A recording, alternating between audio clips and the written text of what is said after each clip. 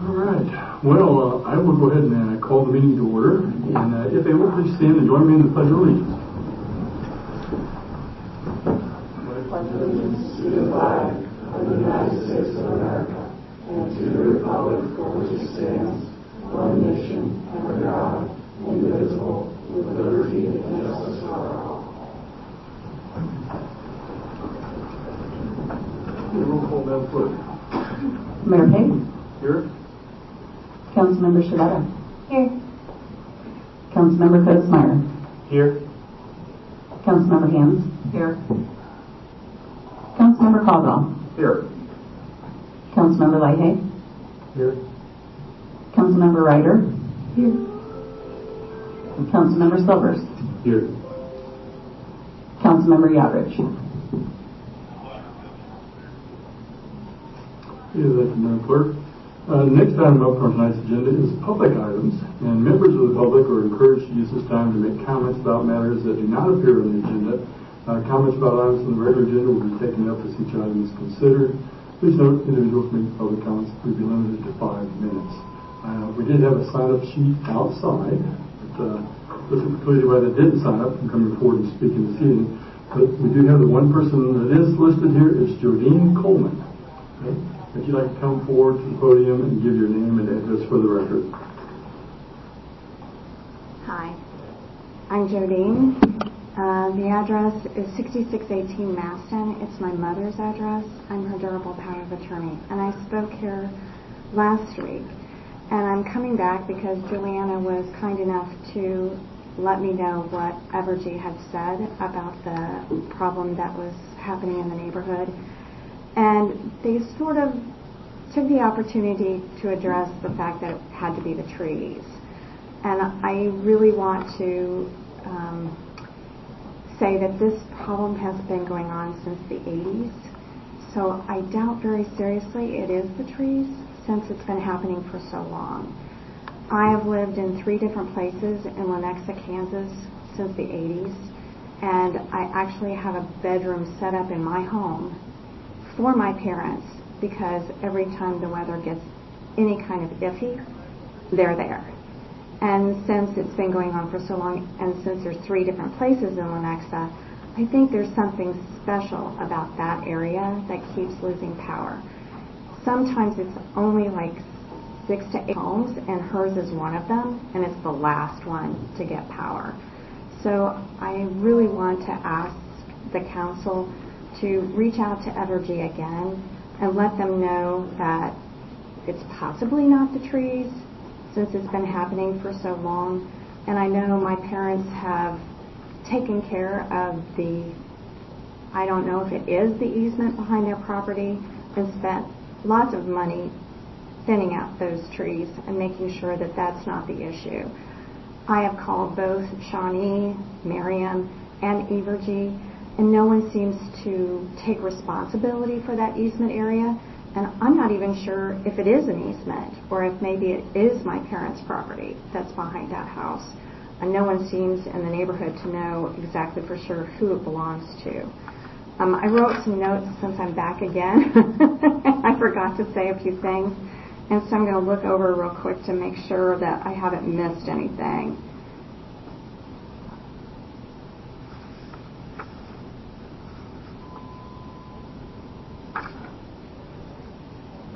Nope, I think I got it all. I appreciate your listening to me again, and I really appreciate Juliana getting back to me when she did. But if you could please, whoever you're contacting, to ask them again to readdress this, and maybe it's not the trees, maybe it's something else, just simply because it's been happening for so long. Thank you very much for your time. I'll let you get to the saving people. Have a good evening. Thank you for coming forward, Ms. Coleman. Okay, no one else has signed up here, but is there anyone else out there that would like to speak about something that is not on the agenda this evening? If so, we come forward. I see nobody rushing to the podium, so I will close out public items at this time. Okay, consent agenda is our next item up on the agenda, and all items listed under this heading are considered to be routine by the City Council. may be enacted by one motion. There will be no separate discussion of these items unless the council member so requests, in which case that item will be removed from the consent agenda and considered separately. We do have two items on the agenda this evening. Does any council person wish to have either of those items removed?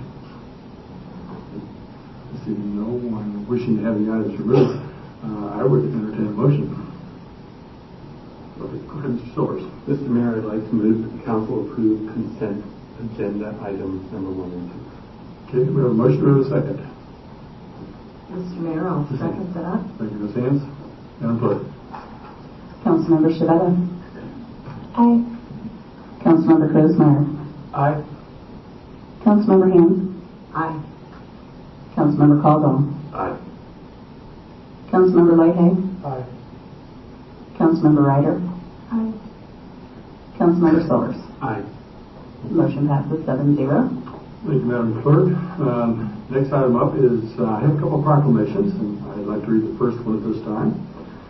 And it says, whereas during National Native American Heritage Month, we recognize the invaluable contributions of Native peoples who have helped shape our country and honor the hundreds of tribal nations that continue exercising their inherent sovereignty, and whereas Native communities have passed down rich cultures, knowledge, traditions, and ways of life, and whereas the city of Merriam recognizes that throughout history, Native peoples, cultures, identities, and governments were not always seen as a part of this nation, but as a threat to it.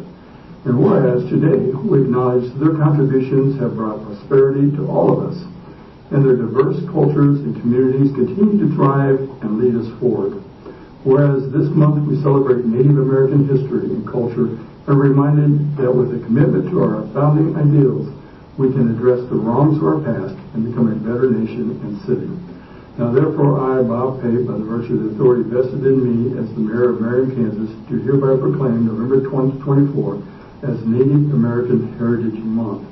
And I urge all Merriam residents to observe this month with appropriate programs, ceremonies, and activities, and to celebrate November 29, 2024 as Native American Heritage Day, proclaimed on this 11th day of November 2024 by the mayor. Let's give him a round of applause.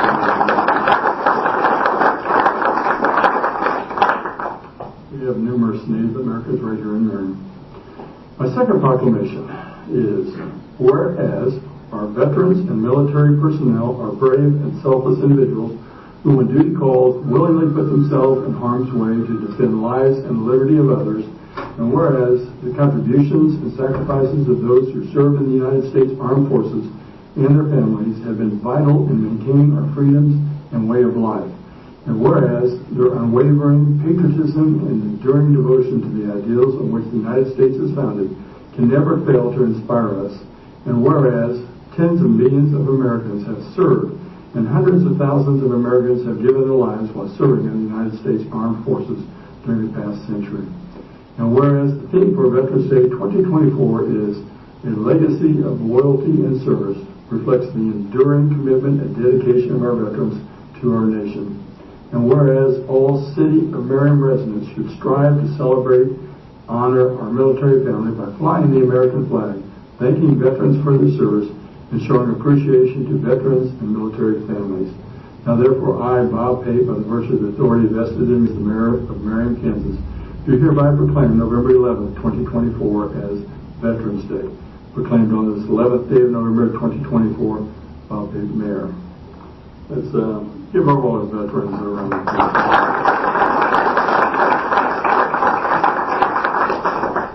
We have numerous veterans that are actually on staff here in the city, and we acknowledge those individuals as well, and not only serving our country, but for continuing to serve our community.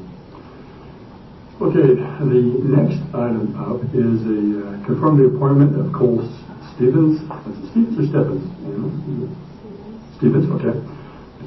Should know that. To the Planning Commission to the term expiring December 31st, 2027.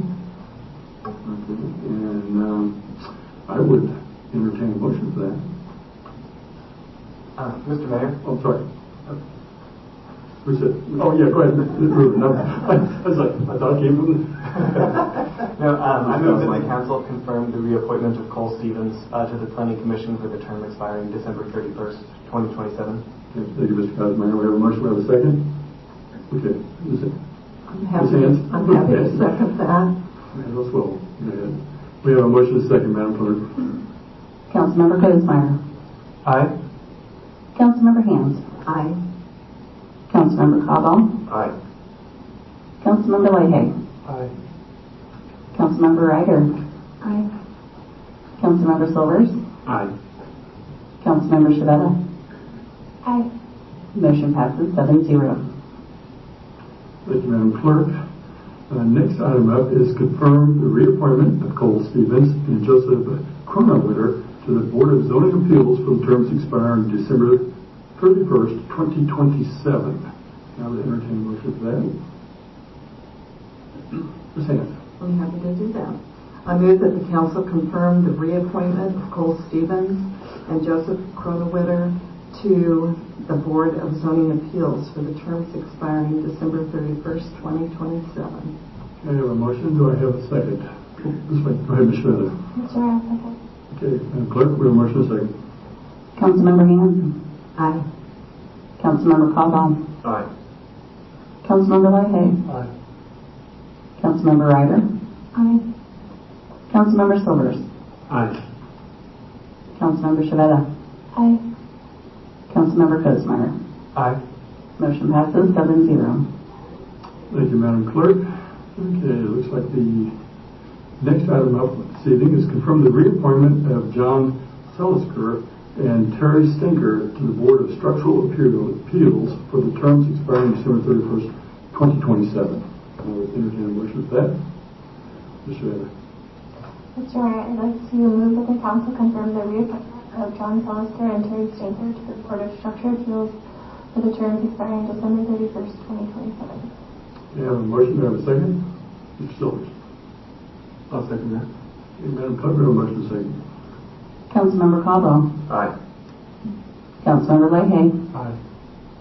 Councilmember Ryder. Aye. Councilmember Silvers. Aye. Councilmember Shavetta. Aye. Councilmember Cosmeyer. Aye. Councilmember Hans. Aye. And Mr. Mayor, Yes. if these people are in the We have audience, several out there. I would love to acknowledge them Well, by having them stand, and we'll applaud for them. please do. If I had called your name off, and I know we have one more appointment in a second here, but that's a separate one. But please stand and be acknowledged by this time. I know there's a few of you out there. If I called your name, is a reappointment? It's not for the planning commission. Okay, never mind. All right, Okay. thank you. All right. Okay, well, confirm the reappointment of, well, here's one of yours, Christopher Leach, Katie Leary, George Vessel, and David Zuckley to the Parks and Recreation Advisory Board for the terms expiring December 31, 2026. Entertain a motion. Okay. Ms. Ames. Mr. Mayor, I move that the council confirm the reappointment of Christopher Leach, Katie Leary, George Vessel, and David Zuckley to the Parks and Recreation Advisory Board for the terms expiring December 31st, 2026. Do we have a motion to have a second? Okay, Ms. Schroeder. Mr. Mayor, second. We have a motion, second, Madam Clerk. Councilmember Leahy. Aye. Councilmember Ryder. Aye. Councilmember Silvers. Aye. Councilmember Shavetta. Aye. Councilmember Cosmeyer. Aye. Councilmember Hans. Aye. Councilmember Caldwell. Aye. Motion passes 7-0. If I mentioned your name, then that group, please stand. There you go. Thank you. Thank you, Mr. Mayor. Okay.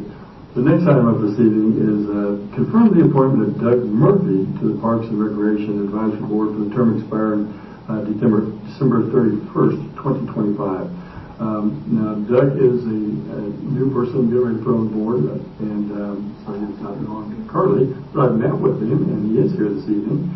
And I just was really impressed in the fact that he knows several languages, was a French and Spanish teacher in the Charleston School District, educating our students is tough enough, but to do it in the 2 different languages is really tough.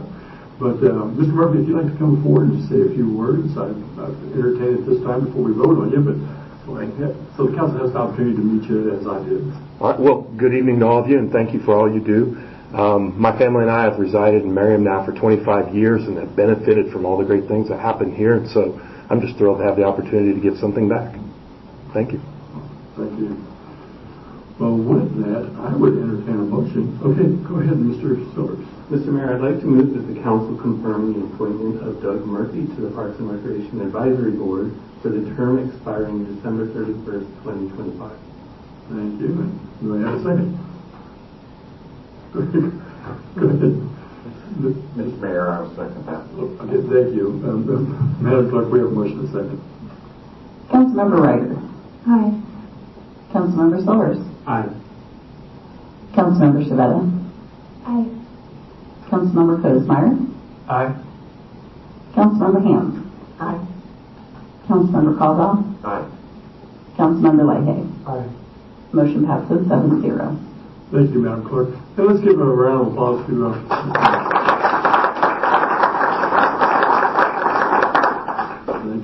thank you for volunteering for that. Okay. It looks like we're up for number 8, and which we guys don't have, but I have here in my presence. And we always like to recognize those special occasions, and in this case, it was the saving of a life. And the person that was saved is wanted to recognize the crews and thank him for coming for what they did, obviously. But I'll give you a little history on this, as was provided to me as to what had occurred. On September 20th, crews from the Overland Park Fire Department and Johnson County MEDAC responded to the home of Bob and Teresa Germander for a reported cardiac arrest. Upon their arrival, they found Teresa unresponsive and without a pulse. The team immediately initiated resuscitation efforts, which included CPR and clearing an obstruction from her airway. Teresa regained a pulse and was quickly transported to the hospital. After Teresa's recovery, her husband Bob emailed Mayor Page to express his gratitude for the actions of the responding personnel. In Bob's email, he requested to kindly pass along our sincerity and heartfelt appreciation and gratitude to the team. They are truly amazing and outstanding. As Mayor of the City of Merriam, I take great pride in our fire and EMS providers. Tonight it's my privilege to welcome Bob and Teresa Germander and provide them the opportunity to personally express their gratitude for the life-saving efforts of the fire and EMS crews that responded to the residents. And I'll let you say a few words, and then I will call those individuals up. It was pretty, don't remember a lot of it. I do remember one of the gentlemen at the house trying to make light of the situation with me as we were watching Teresa on the floor, and that was trying to take my attention off of really what was going on. But the team did a great job. Very thankful that they so quick in the response. I'm not sure at the time, but it seemed like instantaneous when I had 911 on the call. So I really appreciate everything they did, even though they keep apologizing for breaking a pane of glass. That was very easy for me to fix. So I really appreciate it. Yeah, and of course I can't thank them enough. I don't remember anything. I remember sitting down to eat and waking up in the hospital. But if we didn't live in Merriam and we've been like, 37 years here, I wouldn't be alive today, I really believe, because they were there so quickly and saved my life. I mean, I was gone. So I can't, there's not enough words. And we appreciate Merriam. Very good. Very much. Appreciate your kind words, and we're glad you're still here. Me too. I don't know about him some days. Inches away from a clean getaway. Well, I won't comment on that one. Thank you. Please stay there, though, and do not go back to your seats, because I'm going to call forward the following individuals. If you'd come forward this time. From Overland Park Fire Department, Paramedic Brian Wells, Firefighter Tyler Garrison, and Firefighter Jacob Hinman. And from MEDAC, we have Lieutenant Addie Buckhouse, EMT Lindsay Levy, and Camp Catherine Thank you. Anthony Sellen. Sorry I don't remember you, but thank you so much. Appreciate it. Thank you. Appreciate you. Anything you can do that? Oh, thank you. I'm sorry I don't remember you, but thank you so much. I appreciate it. Thanks very much.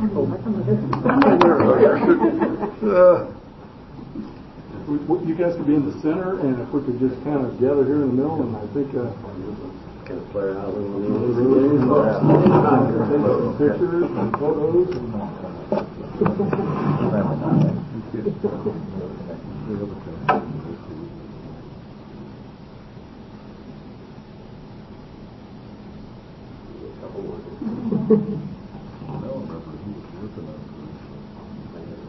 Brian was the first. Brian was the one that he was doing. Oh, wow.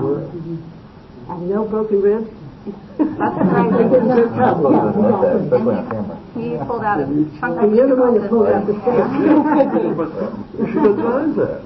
The steak looked good. And my It salad, I looked had better on the plate, but yeah. I don't know who was standing next to me, and he was trying to, make light of the situation. He said, "Oh, the steak looked like it was good."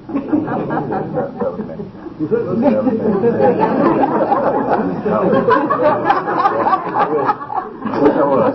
Let's go on.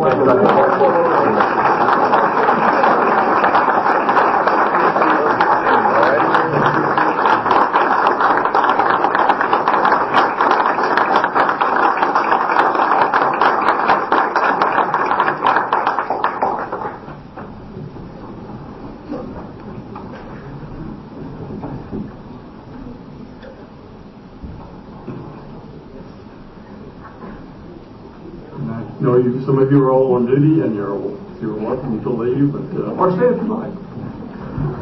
Thanks for being here this evening. Okay. All right. Well, next item is up. I always like to spend a little time talking about things that have gone on in the last 2 weeks for myself and for the city council. We'll just kind of talk about some of the other happenings going on in our city. I attended the Merriam Citizen Police Academy graduation ceremony. It's a great program that I suggest that anyone who has not attended to do so. Several of our council have attended this class. It gives you a better understanding of what our police force does. It's a great program, Chief. We appreciate you and your officers. Thank you for offering it to the community. I was honored to welcome our Merriam Park Elementary teachers at our community center as they trekked across our city on a scavenger hunt that was organized by our economic tourism manager, Karen Crane. Our teachers have one of the most difficult and important jobs in our country. They're educating our future leaders of tomorrow, and much respect to those for what they do. I attended the OPFD retiree breakfast, gave them updates on all that Merriam's doing. I and several council members and numerous staff attended a committee meeting concerning the I-35 and Shawnee Mission Parkway interchange. Also discussed was the I-35 interchanges at 67th and Johnson Drive. This group identified the major concerns around these interchanges and the fact that we need to provide better bicycle and pedestrian options to cross I-35. I attended the Johnson County Kiwanis meeting. This time of year, as a service organization, as we reach out to help those who are in need. We will be ringing bells at the Salvation Army meeting this year. So as you walk by those kettles, please drop a little in the bucket. It all adds up and helps so many. I'll be out there at Sam's Club if you want to come by and put your money in my journal. I won't be there every day. Okay, I gave blood the blood drive hosted by the Merriam Christian Church. Usually we have a council member or two donate as well. Giving blood is one of the greatest gifts we can give to others. It's a life-saving gift. I encourage all who are able to do so to do that. And they have cookies, and you didn't know that as well, and pop and drinks and stuff afterwards. I go there just for them. I and another council member attended the employee wellness luncheon at the City Hall. Our guest speaker was our very own co-responders. He spoke to us about mental health and what options are available to assist us. Okay. I and a council member attended the Rose Senior Living Ribbon Cutting that was hosted by the Northeast Chamber of Commerce. This center is located at 5746 Mackey. They can take up to 8 residents. Great food and a great atmosphere in a residential setting. They're a great asset to our community. And if you know somebody that needs that kind of care, I would encourage you to check them out. Several council members and staff attended a single trash recycle yard refuse hauler It's a work group, work committee. I call it a committee, but they don't call it a work group.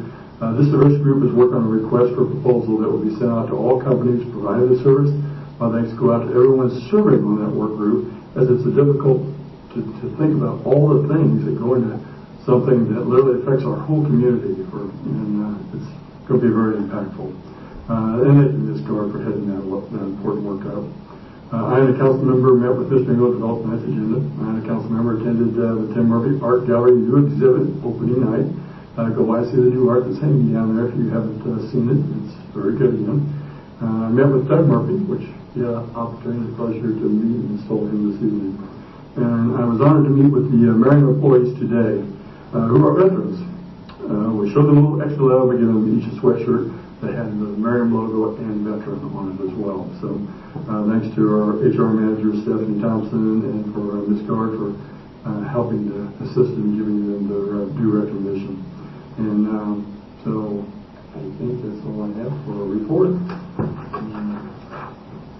I think we're ready to move on to actual council items. Okay, the first item up on the council is consider a professional service agreement with Clark and Anderson. And looks like Ms. Gard to the podium. Good evening. The project that's being requested tonight is the design work for Phase 2 improvements at City Hall. If you recall, Phase 1 was the exterior improvements out front, aesthetic improvements, and also the awning and shades over City Hall here. This will be Phase 2, interior improvements on the main level, primarily to support and increase customer service. With municipal court being held here at this facility on Tuesdays and Thursdays, it can get kind of quite loud in the lobby while we're also trying to do lots of other work at our customer service counters. And so kind of just reorganizing what that looks like, making a better waiting space for our municipal court folks, and also allowing other work to still continue during that process as well. And like I mentioned, this is the second phase of the project. Design will occur in 2025 with construction occurring in 2026. It is included in the capital improvement program and the budget that you all adopted this past year. I'd be happy to answer any questions. Any questions from Ms. Gordon? Okay. I see no questions. I would entertain a motion. Ms. Hannes. Mr. Mayor, I move that the council authorize you to sign a contract with Clark and Anderson for the design of the City Hall interior improvements project. Okay, I have a motion. Do I have a second? Mr. Silvers. I'll second that. Madam Clerk, we have a motion second. Councilmember Silvers. Aye. Councilmember Shavetta. Aye. Councilmember Kozmeyer. Aye. Councilmember Hanson. Aye. Councilmember Paul. Aye. Councilmember Leahy. Aye. Councilmember Ryder. Aye. Motion passes 7-0. Thank you, Madam Clerk. Looks like the next item up is consider approval of the purchase of real property located at 5001 Merriam Drive. Hopefully, Mr. Mayor, come to the podium. Thank you, Mayor, Council. Next item is the consider approval of property purchase 5001 Merriam Drive. The subject property is at the southwest corner of Antioch and Merriam Drive. The city earlier this year acquired two properties to the south of it on that triangle. Just to give a little explanation of that piece of property, the western face of that, the front of the building, if you will, faces Merriam Drive. The rear of it is actually tiered, a level lower, and it is on Antioch. I believe there's some pictures. If we go to the next picture, that is the front. It is a 1920 building, approximately 34,000 square feet is the property. This is the rear side from Antioch. We had an appraisal done on this property for $190,000. The asking price was $235,000. We negotiated to $205,000, which is less than 10% over appraisal. It does complete the city's ownership of those three properties in that triangle. We also own the adjacent property at 50th Terrace, as well as the former barber shop on the southeast corner of the lower lot there at 50th Terrace at Merriam Drive. The intersection, as you'll recall, there's a CIP project that we are investigating. It was part of a Planning Sustainable Places grant that we did. We partnered with Overland Park and Unified Government, to improve Merriam Drive, Merriam Lane, and Southwest Trafficway all the way downtown. So we are currently investigating the engineering of that intersection. Well, it is a program CIP project. We recognize that we may not do it depending on how the hearing comes back and what it looks like. But I'm happy to answer any questions about that subject property if you have them. Any questions for Mr. Engel? Okay, I see no questions for Mr. Engel. I'm entertaining a motion for resolution on this particular subject. Yes, Mr. Mayor. Yes. Happy to do that.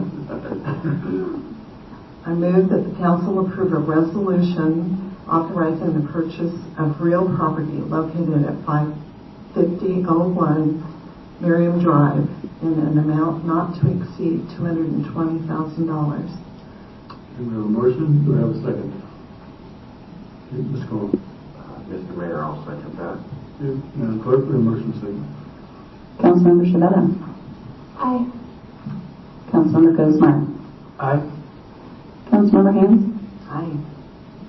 Councilmember Caldwell. Aye. Councilmember Leahy. Aye. Councilmember Ryder. Aye. Councilmember Silvers. Aye. Motion passes 7-0. Thank you, Madam Clerk. With Mr. Engel's still here, so I guess you have the next item too. I am. Thank you, Mayor. Next item is consider approval of City Council Policy 12.0 Community Improvement District Policy. As the council will recall, we had a work session on this topic many moons ago to discuss what components we would like to see in a CID policy. We do not have a CID policy, but we all, I think, are in agreement that at some point in time we will potentially be confronted with the opportunity to approve one. There is a pending, it has been there for quite a while, there is a pending request for one at Merriam Town Center with Bob Johnson, who owns that center, that he put in a long time ago, that we've just kind of slowly been negotiating with him. This policy is not built necessarily around that. We slow-rolled this policy in hopes that we would get a little bit further down the road with him. We're not, so we're going to go ahead and get this policy approved, or at least we're recommending that it get approved. I thought what I'd do is just quickly remind everybody what a CID is. CID is essentially a tax at the point of sale, so the council would enter into a redevelopment agreement with a developer/property owner that would create a geographic boundary that would create a community improvement district.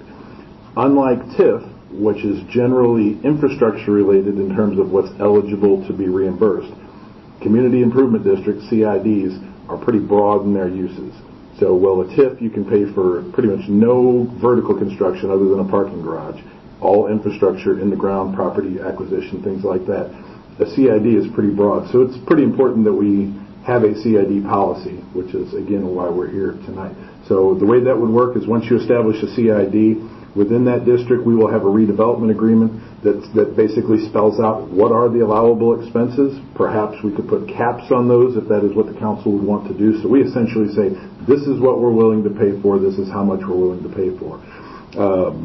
That would occur at the point of sale. So, and the city holds all of those funds and then they funnel back to the developer, but the city retains those funds and they have to be a certified expense. They can't just say, we did this, trust us. We actually have to vet that they actually did what they said they were going to do by the time we said that they needed to do it by, and then it would become reimbursable. We promote with all of our incentives what we call pay-go, which is we don't issue bonds for them. We could, but we generally prefer to do pay-go, which means we're not going to give you any reimbursement until that money is available. So just as a graphical representation, you have your point of sale. You would pay your 9.475% sales tax on whatever items that you purchased. 6.5% of that goes to the state. 1.475 goes to the county. 1.5 will go to the city. The additional increment, the CID, would go to a different account that would then be used to reimburse the developer for the things that they do. The maximum is 2% per the recommended policy, which we'll get into in a second. The increments would be up from 0.1 to 0.25. So you can't kind of make up weird numbers; they need to be whole numbers. But that is essentially a graphical representation of how the CID works. As a reminder of what we talked about in our work session, Go to the next slide. Back one. We talked about what projects would we view more favorably. We talked a little bit about how many shalls did we want to put in there, and we felt like if we put too many shalls, as we call them, it might limit our ability to be flexible. So we discussed the things that we would view more favorably. These are actually pulled from the policy, no particular order, but the most important one I think we all agreed to is that it needs to meet the but-for threshold. As a reminder, the but-for threshold is that but for these incentives, whatever it is the developer wants to do wouldn't happen. It wouldn't be economically feasible. So we would only be coming to the table with incentives if as a last resort to make this thing happen, which we would then judge as being in the best interest of the city. It advances city sustainability initiatives. We'd be redevelopment versus development. I think that's just an acknowledgement that redevelopment in the built environment is expensive. It's hard. There's already things in the ground. You already have neighbors next door. So we would want to essentially refresh some of the things that we have in our community. Again, that doesn't mean that we can't do development. It just means what would we view more favorably. It gives developers, when they come to the city and want incentives, an idea of what's going to be the easier path. New business versus maintenance. We want a bigger piece of economic pie. I actually think Councilmember Caldwell brought that up. We don't want to pay for a new roof. Again, we could, should we choose to do so, but our preference would be we want a bigger slice of the economic pie in Merriam as opposed to paying for asphalt and roof tiles. Mixed use was another component we talked about, and when we have mixed use affordable residential development, we don't define what that is, but again, we don't define what a lot of the things in this policy are. Those would come down to the redevelopment agreement. A few other things that we would have: locally sourced materials was one of the things we talked about. Utilize contractors offering prevailing wage. Again, these are things that we would view favorably. Compliance with our comp plan or other studies. We have a variety of studies, whether that's bike ped, comp plan, planning sustainable places, any of those things that come in, we would view more favorably if these projects were in accordance with them. And then a high degree of architectural design and materials. So those are the things that we would view more favorably. There's a couple other general considerations. Statutorily, the limit is 22 years, so we said it could be up to 22 years. We also made a statement that we would prefer that it be shorter. We would view them much more favorably if they would pay off quicker than that. Again, that would be our choice. We could give 22 years, we could give 2 years. That would be up to the council to decide where we want to, but we did not cap it beyond what statutory cap is, which would be a maximum of 22 years. Total incentives, we would be looking for the city's portion to be less than 30%. That's standard with our TIF policy. Again, we could go higher should the council choose to do so, but that would be our preference, that it be less than 30 would be our contribution, much less than 30. Preferred pay-go versus bonds. Civic involvement, well, that's a big thing that we've started putting in our redevelopment agreements the last several years. That is essentially contribution to city events, whether that be Merriam Drive Live, Turkey Creek Festival. There's a couple things that we spell out in the redevelopment agreement. It's kind of broad in our policy, but it lets developers know what it is that we're looking for. We also ask them to contribute. We make them contribute, I should say more accurately, to the Northeast Johnson County Chamber. I believe Drake Development has sponsored the golf tournament the last several years. They're also a platinum member at the Chamber. SMEF, Shawnee Mission Education Foundation, they make a donation every year to essentially help Merriam kids that are and their families that are in need, and that money goes through the SMEF Foundation. We also require a donation to the foundation. Merriam Community Center Foundation does a lot of great work for our residents. Specifically what they do that I think has the most impact, in my opinion, and I could add to this if need be, is that they pay for scholarships for kids to use our community center. Right, so we've got a variety of kids that are able to access recreational opportunities because of our foundation. So when we send money to the foundation as part of this, it's coming back to our residents. And then art, whether that's art on site, which they would pay for, or we would potentially work out a deal with them where they would pay us for us to put art somewhere else. But we want them to be involved in providing art for our residents throughout the community. And then also clawback provisions. Those are things that aren't specifically mentioned in there because they're going to vary from deal to deal. You might have one, as you can imagine, a clawback provision, which is basically saying if you don't do what you say you're going to do, we're not going to give you what we said we were going to give you. clawback provision for, say, a $5 million deal is going to be different than a clawback provision for a $25 million deal. But we do spell out in there that there will be clawback provisions. Developers know what those are. They know that that means you're going to do what you say you're going to do. I think that is the last point I have on all those. I talked fast, but we did talk about all of those things. Hopefully this is reflective of the conversation. I'm happy to answer any questions that anybody has. Mr. Stewart. Thank you. Chris, thank you for presenting that. I know it's past our work session, but I would like to make a recommendation that any developer who receives permission to have a CID district, that they need to put on their entrance sign that lists all the merchants that it is a CID district, and the percentage that the added tax percentage that will be added to whatever the purchase is. As someone who has shopped at CID developments, unaware of it for years, it was kind of a shock to me when I found out that I was, I don't always analyze my receipt. My wife will kill me. But it was kind of a shock to me, and I think it would be good for people, our residents and people who come shop here, to know that they're paying an extra percentage. And so I understand what your suggestion is. Your suggestion is that it is on all of the signage that they have. Signage entering into any of the centers, or at this store, this store, this store, this store? Like over here, it has all the listings of the merchants, and then it says who the management company is. I think would be a good place to also mention. So like this is supported by a CID? Yes, please. Something like that. We certainly could add that to the policy if that's the will of the council. I'd like to respond. That seems a little problematic because it could be here and there. It wouldn't necessarily be the whole. If you're going to put it on the outside signpost instead of at the register, it seems like you're incorporating broader than it really would be encompassing. We could require at the point of sale, we could require that they display some sort of sticker, that the city could create some sort of sticker that says your purchase. Or even, well, of course, on the receipt, it's too late. It's still get in trouble, wouldn't you? But on the receipt, I've seen that it's listed separately. Yeah, that's where I've seen it most of the time. I don't know that I've seen it in that particular fashion, but yeah, I've usually seen it in the receipt. But we certainly can try to figure something out if that's what the council wants. Go ahead, Sharon. Just kind of to go on that. Could it be part of each redevelopment agreement, not like part of the policy? Because if we have something that's because we agreed that we don't want to do it in a grocery. If there was a grocery store or personal care items, right?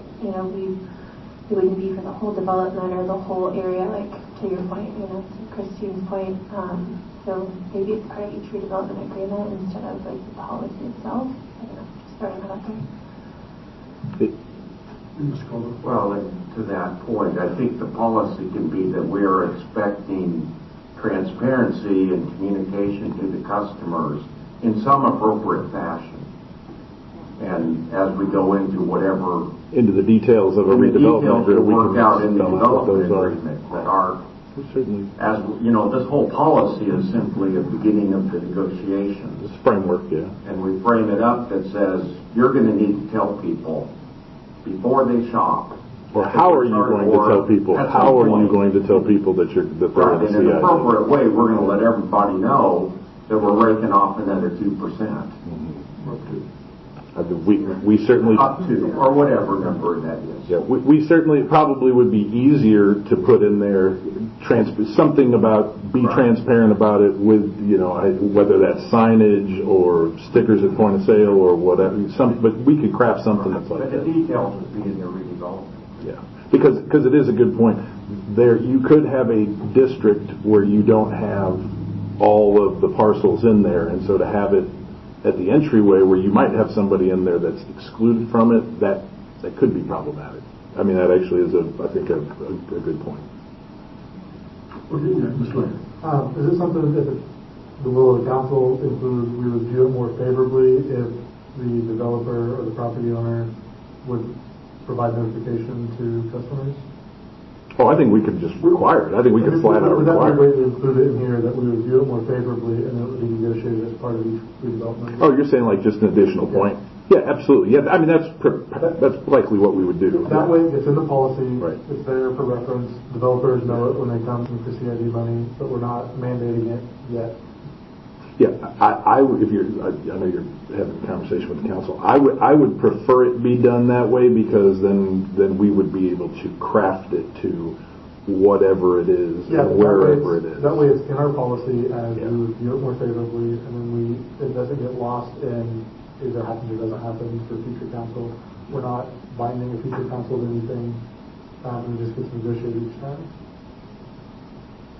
Any other discussion? Okay, go ahead. So I like that discussion about the clawback. Is that one reason why you like the pay-go more than the bond? Is it easier for that clawback to be? Well, I think if we can avoid issuing bonds and going out for debt, whether we're on the hook for it or not, I think it's better. If that does not mean that there can't be debt. So, for example, at Drake Development Merriam Grand Station, they went out and acquired debt, and we are giving them money, essentially pay-go, for them to pay off debt or do whatever you want with it. We're not pledging those proceeds to pay off debt. They can do whatever they want to do with that money. We have nothing to do with how they finance that, if that makes sense. That's why so the clawback is essentially just to make sure that they do what they say they're going to do. So if we make a promise and we're going to pledge something over the course of 22 years, and we say you're going to do A, B, C, or D, and they do A, and we turn the spigot on, and then they do B, and then they decide, we're not going to do C, D, or E, and we've already got the spigot on, we need to have some sort of clawback provision to say, no, you only did this much of it. So I'll give you an example. We would say, okay, here's an item. We will reimburse you for 20% of the value of this item until you do item B. Once you do item B, we'll reimburse you 40%. And once you do item C, we'll reimburse you 60%. So it forces them to continue to hit these benchmarks so they can access the dollars. Because really what that does, and this is way more information, but what that really forces is their bank is going to see that, and their bank's going to now compel them to do those things, because probably this money is going towards paying off construction loans. So their bank's going to say, you need to do A, B, C, and D, because you need to be able to pay us back.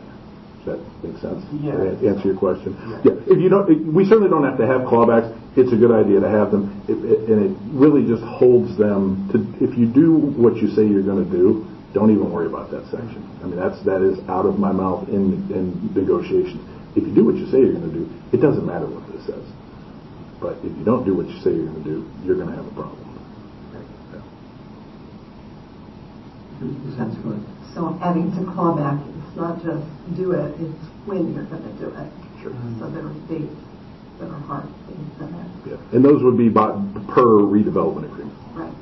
And I have a couple of things. One I think is just purely editorial. It's on page 5, and it says project completion is earlier in projected CID term. I would like earlier than what, so I just say early. And then, so that's purely an edit, a Chris Hand's edit, sorry. And then, but the one I really have a question about is also under finance. It's under financing on the top of page 6. And I just don't understand the 2 exceptions to the general improvement and assessment law. I get number 1, but I don't understand what number 2 is trying to tell me.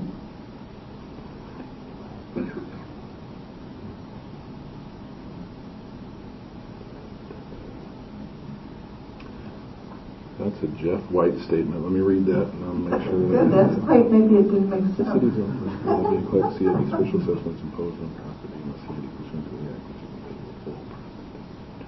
As you're studying on that in general, I think this is an amazing job putting together all of the thoughts that were going on in our work session. I just was delighted with it.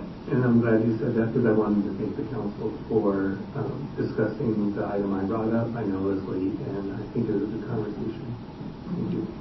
Brian, are you familiar with the general improvement in the... Okay, it's at the top of page 6, which is under financing, and it says 2 exceptions to the general improvement and assessment law, and it's number 1, and number 2 is special. What does amount of each annual special assessment may be reduced or eliminated? I just don't understand what they're talking about.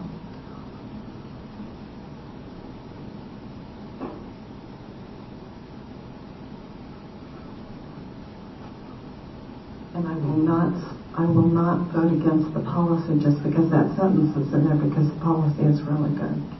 Okay. Well, Does it just say if the fund is not accrued enough, it's not going to pay out more than the fund is? that could be what it says, but I don't want to answer that because I'm... It says that in a different place. Yeah. I'm sure it has to do with the fact that it's a special assessment. So when there's a special assessment is going to run a little bit different than your sales tax CID.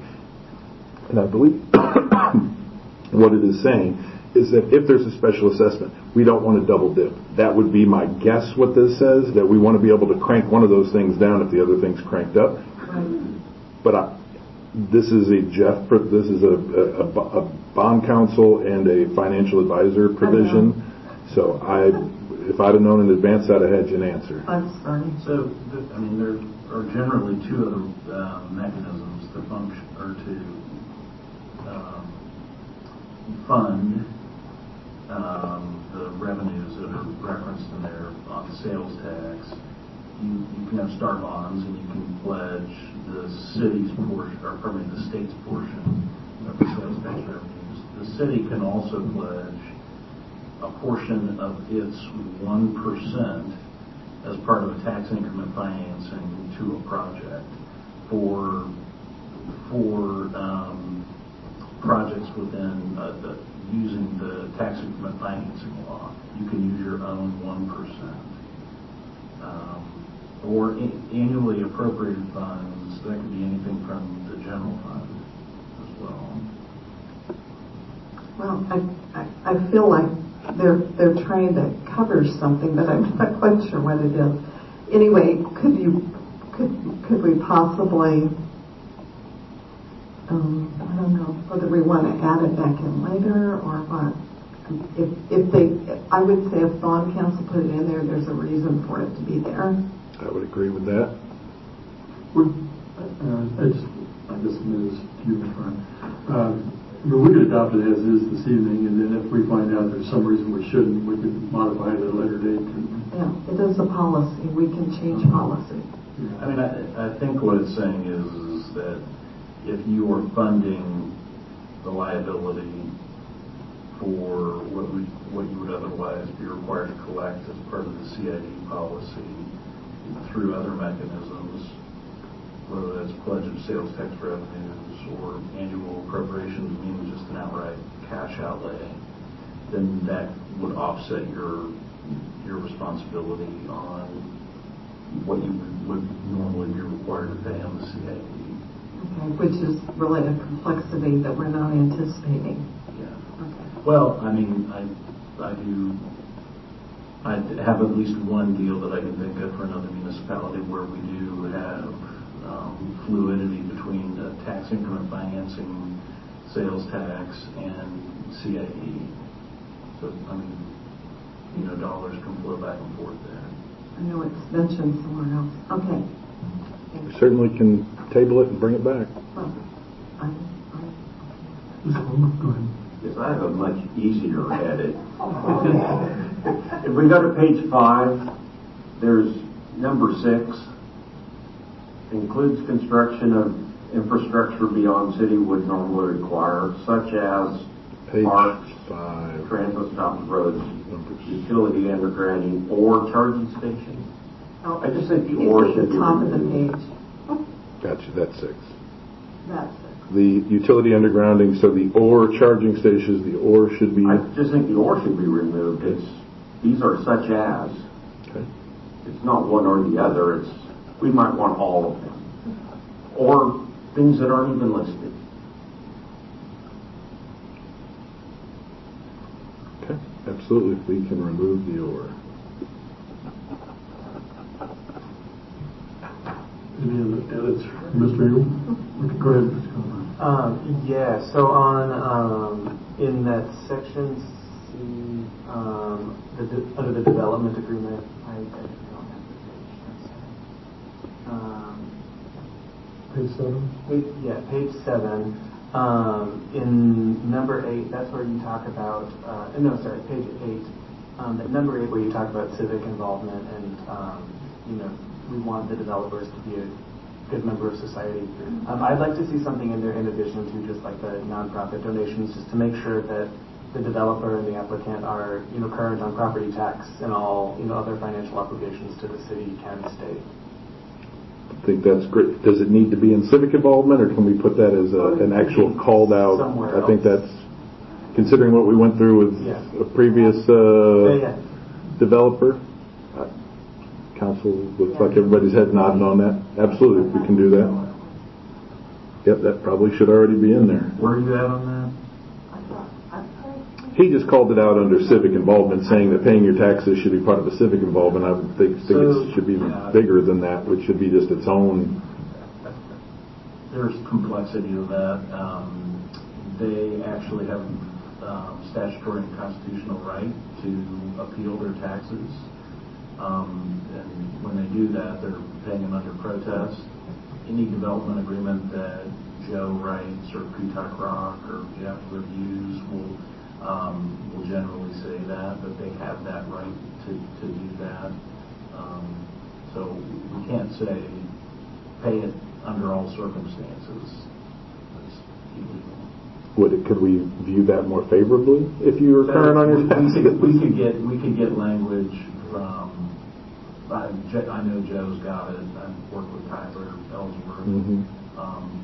Language that addresses that issue, that really urges at least payment under protest so the money's in hand. It's not a situation where someone's delinquent, but they have a legal right to pursue appeals of their property. But payment under protest is still paid, though, correct? Right. I mean, it's just under protest. And would that be different under protest than not current? I don't know exactly what the legal name of not current is, but I just haven't paid my taxes like one of our past friends. I think the language that Joe and Kutak. So there's language will give us. We'll address that. Okay. And would it make sense to put it in this policy, or simply would that be something that we should just include in RDAs? Every RDA I've seen it come through in recent history has language like that. Right. That's what I'm asking.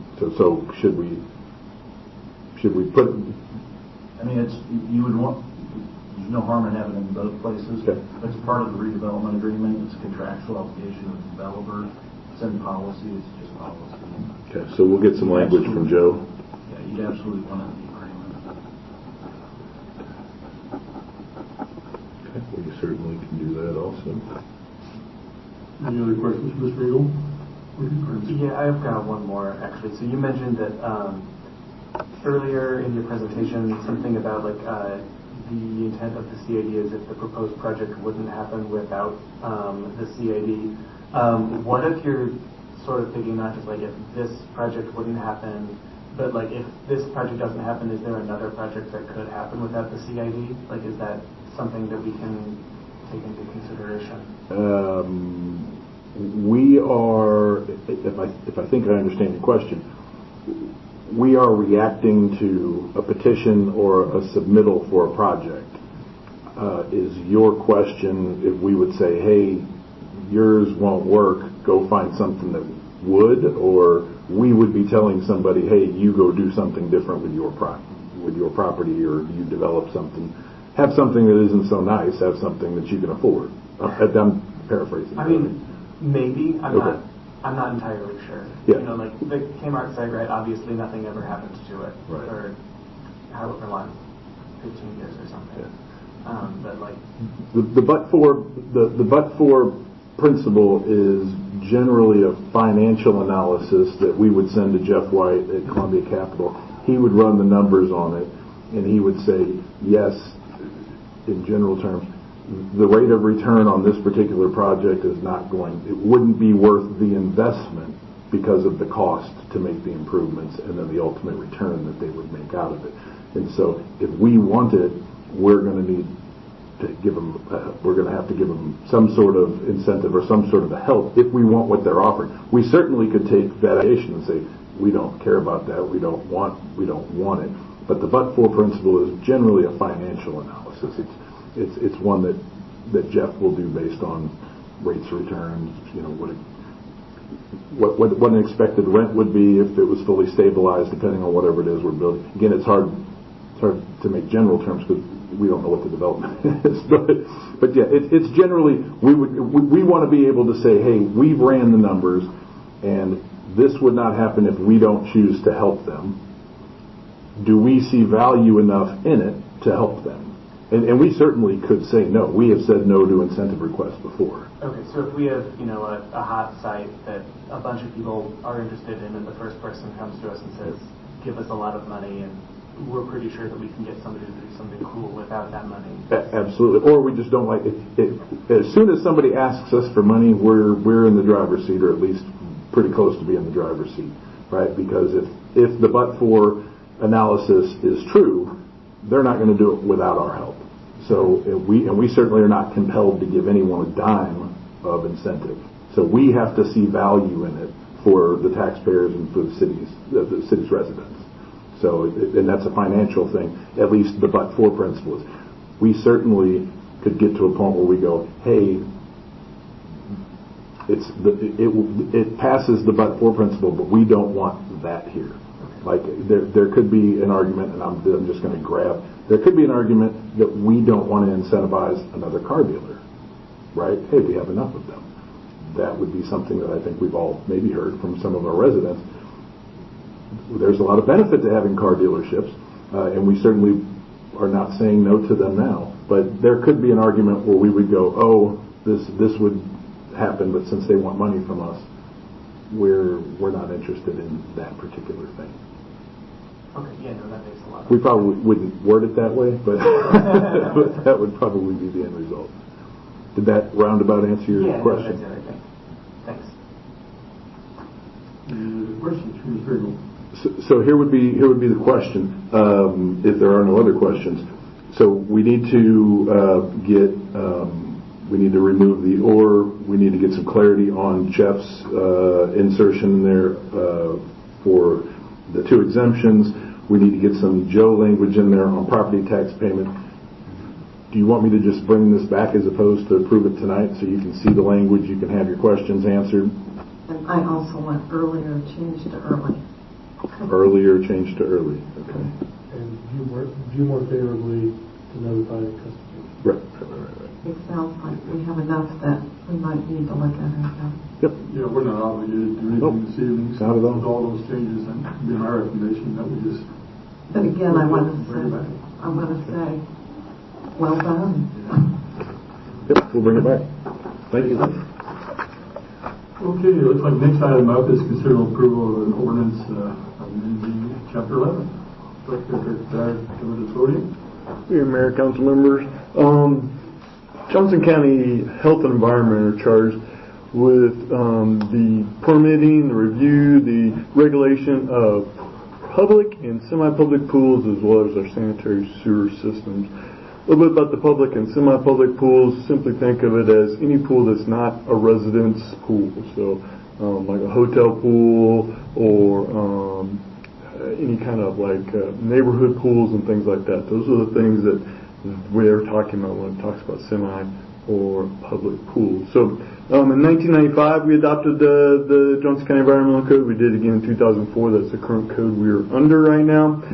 Johnson County has just recently gone through a review and the revisions to their code. They essentially have split them out into two different things, to the Johnson County Sanitary Code and the Johnson County Aquatic Health Code. The Aquatic Health Code is, again, back to the pool code. That is built based on the 2023 Model Aquatic Health Code, the 4th edition.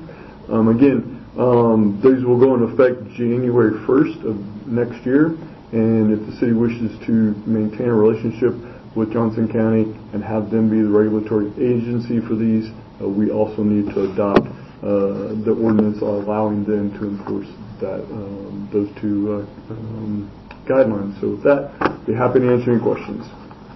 Any questions for Dr. Silver? Just a confirmation on new community center compliance. The new community center, we had discussions, and I know Director Slocum had discussions with them as well. So just like any code that when you adopt the building code, something that was built under the previous building code does not have to be revised. It can continue going forward. So I just point that out to say, in the conversations with them, the county, most of the changes in the pool code related to handling of chemicals and materials. And in my conversation with them, they had a lot of accolades for the staff, pool staff, for Ms. Slocum's staff and what goes on down there. So we have no concerns about the adopting the new pool code having any effect on what goes on down there. Any questions? Go ahead. So it sounds like it's just an administrative breakup of the sanitary and the aquatic in that code. Correct. Yep.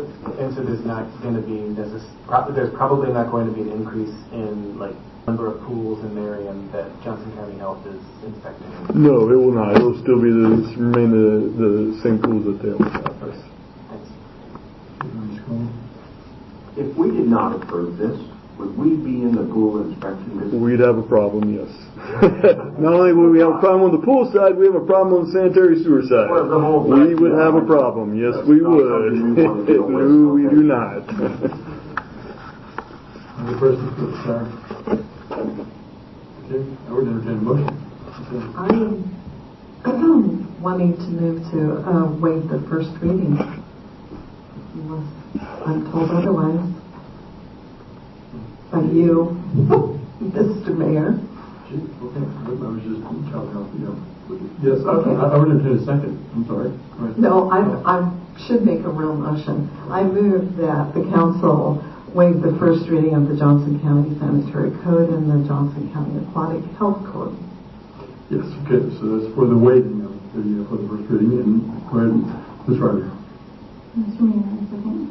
So motion is second, Madam Clerk. Councilmember Cosmer. Aye. Councilmember Ham. Aye. Councilmember Caldwell. Aye. Councilmember Leahy. Aye. Councilmember Ryder. Aye. Councilmember Silvers.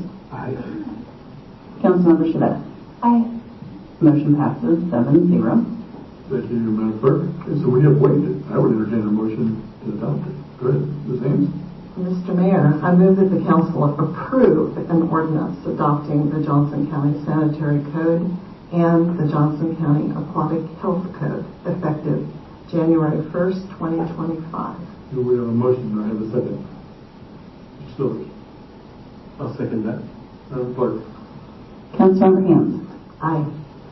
Councilmember Caldwell. Aye. Councilmember Leahy. Aye. Councilmember Ryder. Aye. Councilmember Silvers. Aye. Councilmember Chevette. Aye. Councilmember Cosmer. Aye. Motion passes 7-0. Thank you, Madam Clerk. Okay, next item up is approval of agreement with Folsom. There you go. Good evening, Mayor and Council. Our CIP program includes a street and drainage improvements project in the northeast portion of Merriam. It was originally slated for construction in 2026. However, after the CIP was completed, the county came back and advised us that they could award us stormwater improvement funds in the amount up to $545,350 for stormwater improvements if we could construct in 2025. Since we do have money allocated in the CIP, we're able to move this project up if the council desires. We need to use CIP contingency funds, but they are available for this. So we'd recommend going ahead and taking advantage of this external funding to fund our project. The project includes a 2-inch mill and overlay, spot replacement of curb and gutters, sidewalks and ADA ramps, and stormwater lining or replacement of pipe depending on if the pipe meets capacity. So the streets are Hardy, Johnson Drive to 61st, 61st, Antioch to city limits, and then a number of the small streets just east of Hardy to city limits, 59th Terrace, 60th Street, 60th Terrace, and 61st Street. In October, staff prepared a request for qualifications for design, and 7 firms responded. The selection team, consisting of Public Works employees, selected Olson based on their qualifications and experience. They submitted a scope of work and a design cost of $249,467. And if approved tonight, we would like to begin design right away and construction in 2025. And I'd be happy to answer any questions you have. Any questions for Dr. Conkey? Oh, go ahead, Ms. Shredder. This is word 4. I have a lot of questions.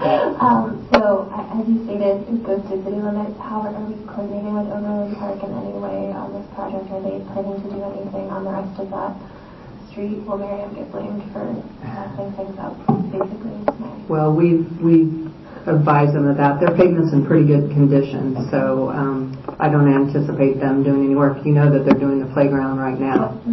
Yeah, and then my other question is, so construction, this is obviously extremely travel during school, with school concessions. I'm just kind of curious what that's going to look like, and if we're going to be able to coordinate with the school, with Crestview, in terms of communication to families. Well, because we didn't find out for the stormwater funds, it's very likely that we'll award the contract before then, but we won't begin construction until school's out, most likely. If not, we'll coordinate so that we can minimize as much as possible. Just because I don't know if it'll be done before school starts, I guess is kind of my point. Yeah, we will be very well aware of that and try to phase the work. So, for example, 61st Street is highly traveled. We'll get that one done first. Perfect. No, those are annoying questions, but thank you. No, they're important. Any questions for Dr. Conkey? Questions, I entertain a motion. Go ahead, Ms. Shredder. Mr. Mayor, I move that the council approve an agreement with Olson for design services for the 2025 street and drainage improvements project in the amount of $249,467. We have a motion. I have a second, Mr. Scott. Mr. Mayor, I'd like to second. Madam Clerk, we have a motion and a second. Councilmember Caldwell. Aye. Councilmember Leahy. Aye. Councilmember Ryder. Aye. Councilmember Silvers. Aye. Councilmember Shavetta. Aye. Councilmember Kozmeyer. Aye. Councilmember Ham. And I want to say it's really nice to be able to say, let's move something forward instead of having to delay it. That's true. Thank you. Motion passes 7-0. Thank you, Madam Clerk. Okay, it looks like the next item up is the November CIP update. You're still standing there, so I see you're going to give that to us. Yes. The CIP update for November is in your package, so I'd be happy to answer any questions you have. The one that I want to talk about quickly is our undergrounding utilities project. Evergy selected Capital Electric. We have a pre-con meeting on site on Wednesday. They've indicated they want to start November 18th, but they're still looking at whether materials are coming in, so I don't know all the details. Hopefully I will know that by then. And I've heard that they want to start on Shawnee Mission Parkway. There's going to be a lot of construction and lane drops. I don't know all the details yet. I've heard that this project may go on until July next year, but I'll find out more information at the pre-con meeting and get back with you with that information. Do we have a price tag? They haven't given me a price tag, but I will find that out. And as you probably remember, even if we have a price tag, then if it goes longer than our contract says that we need to pay them. But I'll find out what their bottom line contract is right now. Any questions? I have one question. The Gabbion basket repair projects that has started the week of November 4th, did it? They were going to start, and with the weather they haven't, but they're out there, and they've already, so they may have started at the very end of the week because they're out there and they put up their silt fence and started to clean out some of the trees in the creek. No one's called me. Yeah. Thank you. And we did notify the residents. Yeah, thank you. Mhm. Any other questions? Okay, I see no other questions. Mr. Director Company. Thank you. Looks like we have a single hauler update. Okay, Ms. Gardner, please. Would you like, you could please pull up the timeline. This is the same timeline that we've shown you. We're well on schedule. We've had 2 of our 3 single hauler work group sessions. The second was last week. We're pretty final with an RFP, which we'll be bringing forward to you for recommendation for approval at the December 9th council meeting. We do have one more work group being set for this Thursday just to finalize some of those details. Everyone on the committee has worked really hard at coming up, not only speaking for the residents and their neighbors, but also coming up with the recommendations for you all. So hopefully we'll have a final draft for you to review here soon. We'll give you a few weeks before the December 9th council meeting, just because it is a lot of information and we want to make sure that you guys don't have any questions before the public hearing. With that, I can answer any questions. Any questions, Ms. Gardner? I see no questions. Thank you to you and your committee, or your work group, excuse me. Okay, informational items. We have the Park and Recreation Advisory Board minutes in our packet. Unless somebody has any questions for Director Slocum. I see that. You're up. Okay. And I don't think we have an executive session this evening, but do you have anything from staff, Mr. Hill? I don't know if I can answer any questions. Okay. Any questions for Mr. Hill? No questions? Gosh. All right. Well, we make 8 o'clock, but we didn't do too bad. I would entertain a motion then. Second? I move we adjourn. We have a motion to adjourn. We have a second? Mr. Silver? I second that. Yeah, we have a motion second. Madam Clerk? All in favor? Aye. Meeting's adjourned.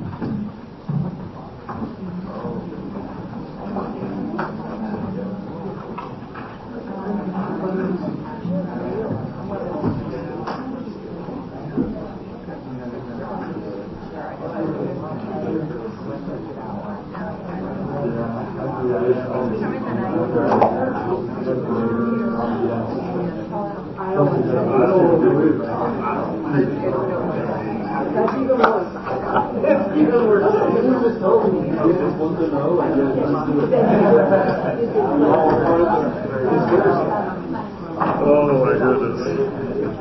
They really are. Good.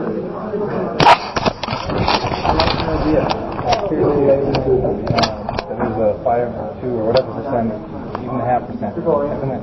Yeah, so I used to work by the creative studies, and we were there, would go there almost every day, and we were in one of our things, and I found out that I was the idea. I think I need to know.